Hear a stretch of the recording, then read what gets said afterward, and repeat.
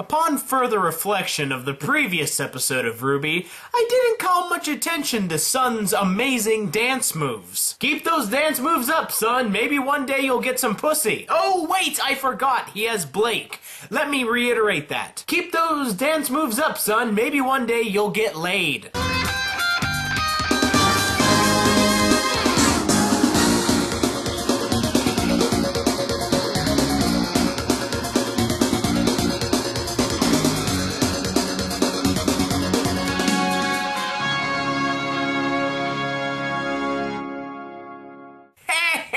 Everybody out there in YouTube land, Jake of the OneManBand is back again, and welcome back to another RWBY episodic review, this time episode 3 of Volume 3. And boy, was this episode a doozy!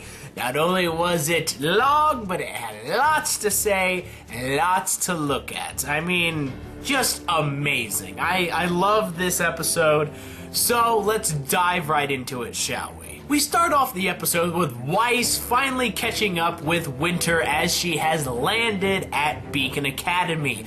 And we see that WEISS has love for her sister. She loves her sister to death, but she has to remain proper, refined, respectable in that sense, because Winter is very much that way. She's refined, I wouldn't say stuck up, it's just the way she's probably been brought up and then encouraged to act. Let's not forget that Winter works under Ironwood. Winter is in the military, so she would have to be proper and prim, and whether she was like that younger and when she was younger, it isn't totally up for debate. I mean, you would assume she was due to the fact that how WEISS acts around her. This is the first time we're really seeing WEISS just be genuinely happy and excited about something without having to remain proper and just refined. In the previous 2 volumes, she always kind of kept that refined feel about her.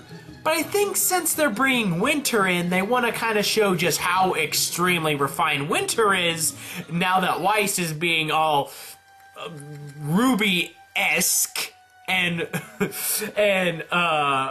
Winter is just so much more refined. When Winter arrives, she says that it's been a long time. Now, does this mean that she actually went to Beacon for her education, or has it just been a while since she's arrived there due to the fact that Ozpin is in fact the headmaster of all the huntsmen, it seems? I mean, you would think that she would have made a few escapades there to, you know, meet Ozpin. Maybe she went with Ironwood on some business, but, you know, the fact that she may have went to Beacon as a school is always there. I personally believe that she indeed went to school at Beacon and then went to Atlas to work for Ironwood. Speaking of Ironwood, we know that she is on special assignment for him. She is there for him, and her mission is classified. Well, classified to her sister, that is. We all know that Winter is probably there to help with the investigation to find Cinder and the Chaos Syndicate. Now, during the very first minutes of the episode, when WEISS and Winter, they're just talking, one thing I found very, very important is that WEISS states that the school and the government of Vale and Beacon, they're separate. So that leads me to believe that in Atlas, the government and the school share the same government. Therefore, Ironwood is in charge of both the city, the school, and the military up in Atlas. So, does that mean the Kingdom of Atlas falls under a sort of pseudo-military government rule? Where the military controls everything?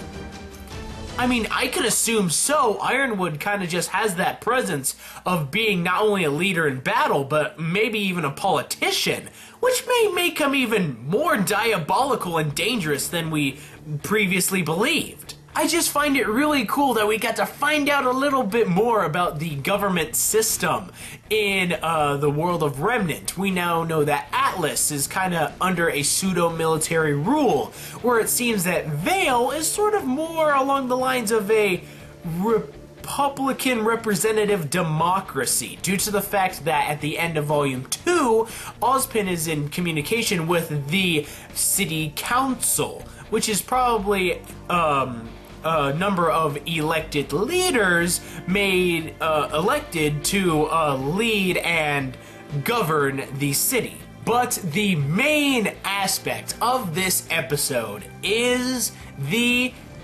introduction of both Winter and Crow. Now, let's talk about Winter first. We see that she is a perfectionist. She's not quite snooty, she's just very high standard, no nonsense, a perfectionist, and she needs to be presentable and refined, as I said before, due to how she talks to Weiss, addresses Weiss. You know, she states that Weiss messed up in the fight. She missed 3 strikes, and that's unacceptable. She's a perfectionist in that way. But not to the point of complete rejection or hatred of Weiss. She does care for Weiss in her own special way. She asks how Weiss is doing, and that she didn't mean what's her standing in school. She wants to know how she's getting along in life. Now, she does come off a bit cold, but I can see that she actually does care. It's just her way of caring is different than how, say, Yang cares for Ruby, or how Ruby cares for Weiss. I mean, it's just different kinds of love. And we see how, I find it hilarious how Winter's idea of love towards Weiss is almost the exact opposite of Crow's love towards Ruby, but we'll get to that in a little bit. It's obvious that Winter takes her role in the military very, very seriously. Now, we're not sure when she actually joined the military and went under Ironwood's wing. It could have been when she was still attending Beacon. She could have just attended the Atlas Academy right out of the blue and trained under him from then on. But we do see that she has been in the military for a long time. She is considered a special operative operating directly under Ironwood. And by the way she talks in military lingo. She refers to as a room, as quarters, and the way she walks, strides, and addresses people is very military. Once again, almost the exact opposite of Crow. Are you starting to get what I'm getting at? Crow and Winter are very much the yin and yang, almost polar opposites, if you will. Now, during her fight with Crow, we get to see what her combat prowess is like, and she is very much like Weiss. She uses a type of sword that is meant for singleized combat. It is not a rapier, but it is more of a... oh, what's the word? It's not a cutlass. I believe it's a scabbard. There we go. It's a scabbard type sword. So, instead of thrusting and stabbing, it's meant more for slicing and cutting. Now, we do see that in the handle, it hides a very small needle-like dagger, which is almost like a mini rapier, which she then uses later on in the battle. And we do see that it seems her semblance also seems to be glyphs, or she's able to use them to some degree, and Weiss is just stronger at using them. But we did see that Winter has a very specific glyph. She was able to summon very small, white, Nevermore type avatars or familiars or something like that, and made them attack Crow. Now, whether they were made out of her aura or by dust, it's kind of up there. I guess they would kind of be made of both if she's using her semblance to control them. we see that as she fights, she always keeps good posture. She's always in a military trained battle stance. She doesn't she probably isn't one to improvise well in battle. She is just very highly trained and knows how to fight. She, once again, as I say, she was trained by the military for the military, so she's going to fight as a military figure in an actual fight. Alrighty, so now on to Crow, pretty much the exact opposite of Winter. Now, he refers to Winter as Ice Queen. Now, whether that be a nickname she had while she was at the academy, maybe they were partners at some point, schoolmates, I mean, who knows? Or maybe he just knows enough about her to know that she is, you know, just ice cold. She's very prim, very proper, you know, this is the only way, and I'm not gonna divert from that. Very cold, heartless, she is an ice queen. So, it could just be that. We see that when Crow is making his big speech towards Winter, that there is a crow, the bird that is, hanging on a lamppost nearby. Now, is this crow maybe a pet of his or some form of familiar? Maybe his semblance has something to do with being able to see through the crow's eyes or something. I mean, they did have similar colored eyes. They were red. So, I mean, it's out there. Who knows? I mean, I think that'd be pretty freaking awesome. Now, this may have just been something that I picked up on, and it isn't really anything meaningful, but by the way Crow talks and how he structures his sentences and delivers them, he almost sounds like he could be like someone from a Clint Eastwood movie, like The Man with No Name from The Good, the Bad, and the Ugly, or even Dirty Harry from Dirty Harry. I mean, he just sounds like someone who's been through a lot and is just, you know, delivers, he says exactly what he means, exactly how he wants to say it, and he don't care who hears it or how it comes off. He's gonna say what he wants to say, and he means it. I swear, at one point he needs to say, "Do you feel lucky, punk?" I would absolutely die of happiness if that happened. Now, during his fight with Winter, we see that he is, you know, he kind of has fun in the fight. He kind of just, you know, like taps her sword, you know, just to be funny, and he doesn't always like take a serious battle stance. It's almost like he just wants to mess with her, and that's pretty much what he wanted to do. He wanted to mess with her and then kind of get her in trouble. He coaxes her to attack him first. That way, well, I was just defending myself, Mr. Ironwood. I mean, I wasn't really technically doing anything wrong. He seems to be someone who likes to poke at people. I mean, not to be mean or anything. He just, like I said, he wants to say what he wants to say, and no one's gonna get in his way of saying it. And he wanted to address Winter in that way to let her know that her being there was unwanted and unneeded, because he was now there and her arriving was just gonna make things worse pretty much. Of course, he doesn't actually say that, but that's pretty much what he wanted to say. Now, I found it so teasing that during the fight, we got to see Crow's weapon in action, and he used it a lot like a sword. And we saw that in the handle, there were gun components where he could actually do ranged attacks. But, as we all know, Crow uses a scythe. So why is it a sword? Why? What's going on here? And it isn't until almost the very end of their fight that the gears in his weapon start to turn, and the sword starts to take on a new shape. And as that was happening, I was just like, oh, it's going into scythe mode. I'm so happy now. But then he decides to stop the fighting. He decides to put his weapon away.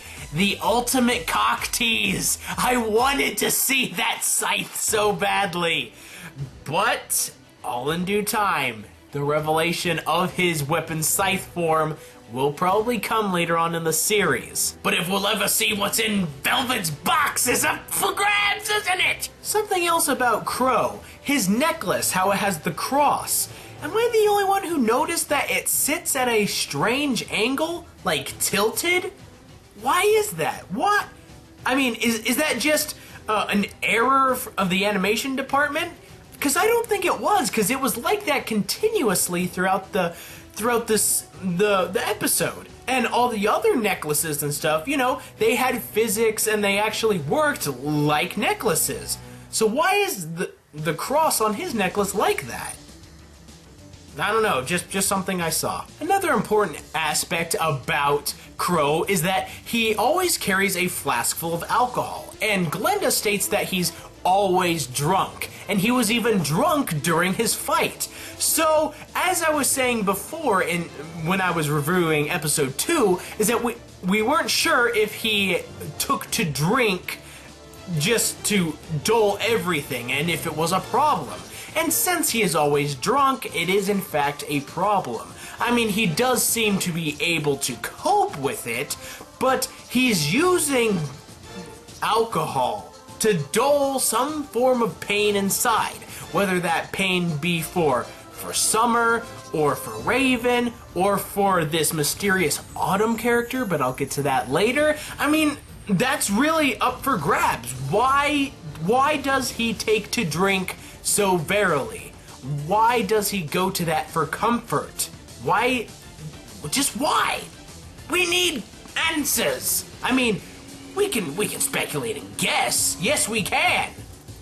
But just no answers, man. It sucks. Also, let it be known that Crow is the first character in RWBY to pronounce a swear word. He states, you know, in the episode, he was asking Ironwood if he gave a damn.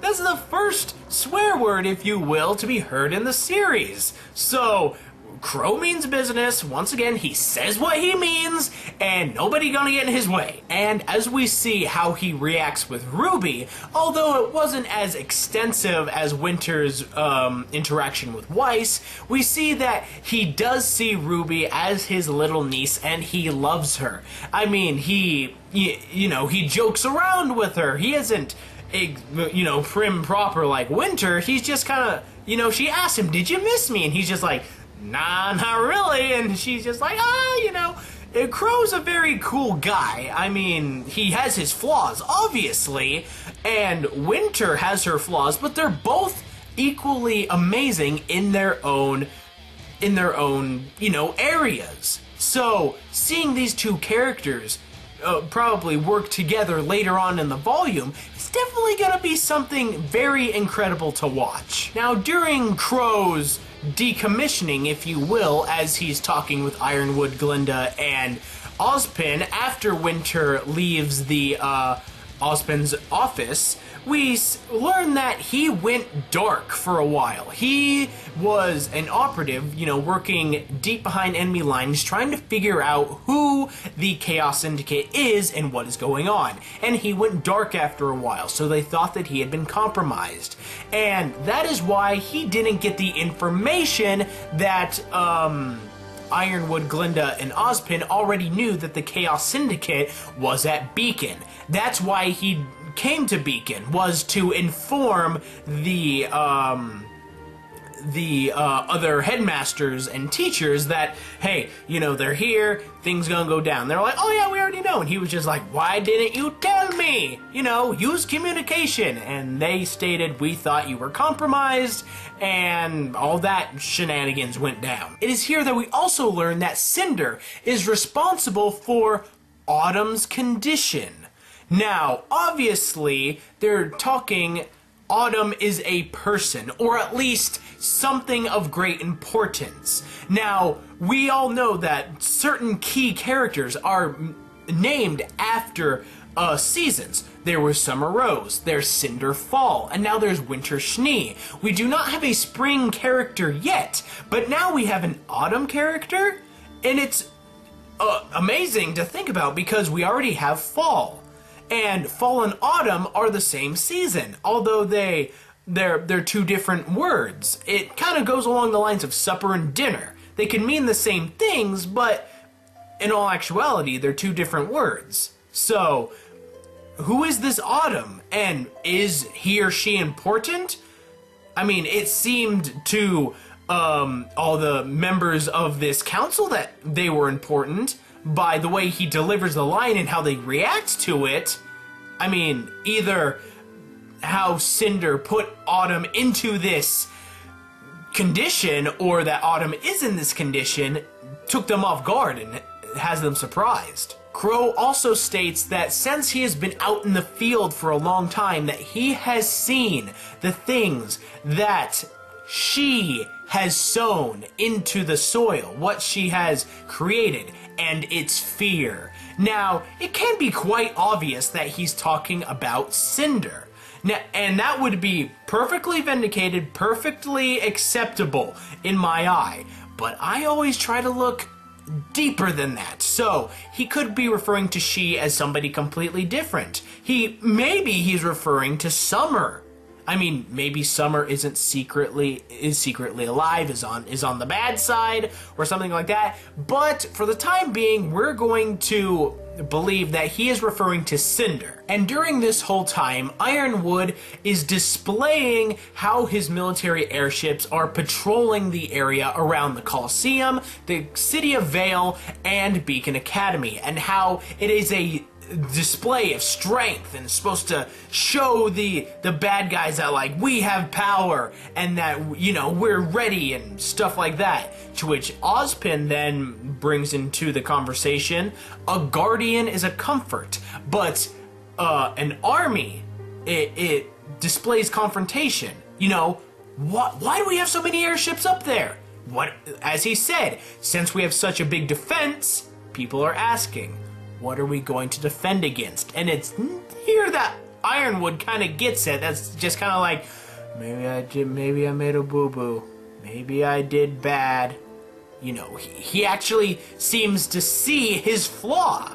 So, at least he's redeemable in that sense, that he is a man who is able to see his flaws. But he is leader of the security for the Vital Festival.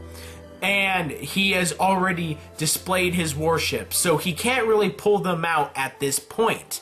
So, even though he did see that maybe bringing in all this military and all these airships wasn't the smartest idea, it is his reality now, so now he must roll with it. And we see when Ironwood cuts off the display and picks his scroll up from the display window, that for a split second we see the Black Queen chess piece flash on his datapad. So his scroll is infected with the Black Queen virus bug that was established into the CCT back in Volume 2 by Cinder.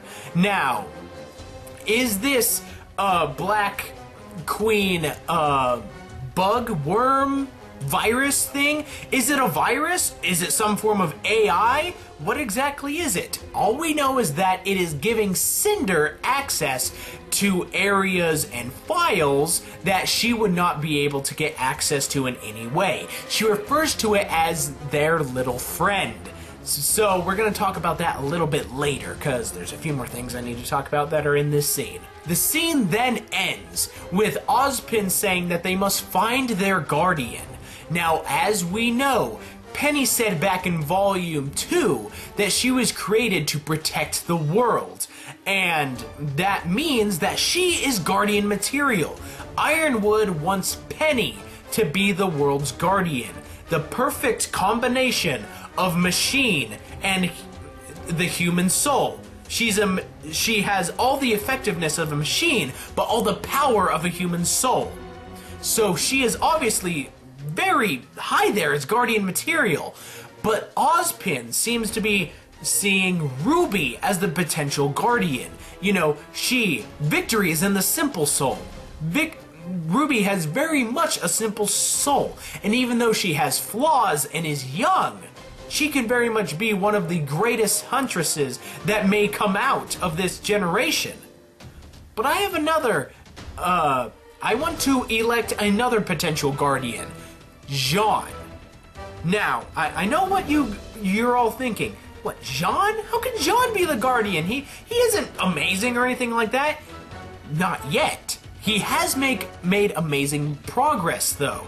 And I would love to talk about why I believe Jean is Guardian material in an entirely separate video. I'm going to be working on that, and that'll be getting out to you guys soon. But right now, I just want you guys to think of these 3 possibilities for who the Guardian of the World of Remnant is going to be. Penny, Ruby, or Jean. Now, maybe that's why the tournament is going on like this. Maybe they're going to elect whoever wins to be the World Guardian and to help defend against the Chaos Syndicate. I mean, who knows? But will they even get that far? Because Cinder is in charge. As we see at Mercury's debriefing, because he saw Crow and Winter fight. He saw Crow and he was flabbergasted. He was scared. He ran off because it's obvious that they see Crow as a threat. Crow is a very effective huntsman and has probably been hunting them for a long time. Now, maybe they don't know it's Crow who has been hunting them, but they know that he is a danger. And we also know that Cinder knows who Crow is, even though he doesn't know who she is, due to the fact that she asks who the man fighting was specifically, to which, you know, Mercury replies he had messy hair, a scythe, and smelled like my father after a hard day's work. Now, this obviously means that Mercury's father was a drinker and a fiend. Now, could this mean that Mercury had an abusive father that maybe beat him after he had too much of the juice? I mean, that could maybe explain his criminal, or, you know, his life of crime, or, you know, that could just be speculating way too much. All we know is that Mercury's father smelled of alcohol when he would come home from work. Now, is that probably going to mean anything in the future? Probably not, but I think it's a key piece of information for Mercury's backstory. But with the arrival of both Crow and Winter, Cinder still wants the Chaos Syndicate to stay the course, keep the course. Everything will work out fine. And it's then that she talks about how her little friend, the Black Queen virus bug thing, is connected to her scroll, and she has got a new access point. So wherever Ironwood goes, whenever he connects his scroll to anything, that is then infected with the Black Queen virus, and then Cinder then can access it and gain control of it. So she now has access to Ozpin's office. That is extremely, extremely dangerous. Ozpin is the one in charge of practically everything, and if she can get into his secret files and figure out what's going on, who knows what kind of havoc she can rain. We also see what Cinder meant by how in the first episode she stated how they know how all the fights are going to end. They're not rigged, per se, but she controls who fights who. So she can pin a certain team against a certain team and pretty much know who's going to come out on top. That's why in Volume 2, she had Mercury and Emerald scoping out specific students at Beacon Academy, such as Pyrrha. She knows the capabilities of certain students, and she's going to mold the games and the fights so that those certain students are going to end up winning and moving on to the next tier of the fight. But why? Why does she want the good students to be on the very top? Just so she can take them out later? Is she gonna be planting a bomb on like the pantheon of the winners? I mean, why? Why is she doing such things like this as making sure that the very strong students win? Wouldn't you want the weaker teams to kind of get up there? That way you can easily take them out and you take the crown? Or does she not want the Chaos Syndicate to win the tournament? As we know, Mercury and Emerald are the ones that are going to the doubles round. Does she not want them to win for some reason? Or are they just supposed to put in a good fight? You know, and just stick around? What is Cinder's plan? And why? Why is everything... What is Cinder's plan? This is the one thing that's driving me crazy. Because at the very end of the episode, we see what the next fight is going to be. It's going to be a doubles match. It's going to be Emerald and Mercury versus Coco and Yatsuhashi from Team Coco. Coffee, I'm sorry about that. But Coco and Yatsuhashi, we've seen their capabilities. They're very effective fighters. I mean, Coco is devastating with her purse and her minigun. And, you know, she may be able to stand up against them. But Yatsuhashi, we've really only barely seen him in combat, but he's pretty much a tank. How is Mercury or Emerald gonna take down him? He's 7 feet of muscle and giant sword. I mean, that's why I'm asking. Does she want Emerald and Mercury to lose? Or is something special or secret gonna happen during the next fight? We're gonna have to wait for the next episode to find out. Alrighty, guys. That is going to end this in-depth look of episode 3 of volume 3 of RWBY. I hope you guys enjoyed and it makes you think a little bit. And hey, if you think I missed anything, you know, particular, special, or anything along those lines, put it down in the comments below. And any questions and comments that you have, also put down there, because I love to read every single one of them. And be sure to check out some other videos that I've done. That video where I talk about Jean being the potential guardian of Remnant is going to be coming out soon. I'll see you guys next time I'm out there in YouTube land. Be a good person, tip your waitresses, keep moving forward. I'll see you next time. Yeah!